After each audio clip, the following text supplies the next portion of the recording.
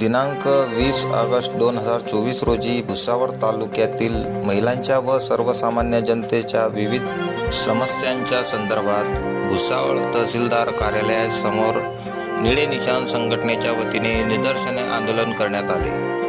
भुसावळ तालुक्यातील सर्वसामान्य जनतेला अनेक समस्यांना सामोरे जावे लागत असून भविष्यात कधीही जीवितहानी होण्याची शक्यता आहे।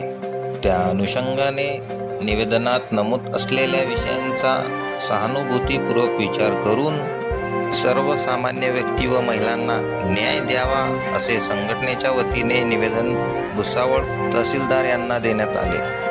येत्या 8 दिवसात मागण्या मान्य न झाल्यास दिनांक 28 ऑगस्ट 2024 पासून बेमुदत ठिय्या आंदोलन भुसावळ तहसीलदार कार्यालयासमोर करण्यात येईल असे निवेदन संघटनेच्या महिला आघाडी जळगाव जिल्हा अध्यक्षा नंदाताई भावटे यांच्या प्रमुख उपस्थितीत भुसावळ तालुका अध्यक्षा निकिताताई भावटे, तालुका उपाध्यक्षा मनीषा लोखंडे, तालुका संपर्क प्रमुख मंदा साळवे यांच्या नेतृत्वाखाली देण्यात आले।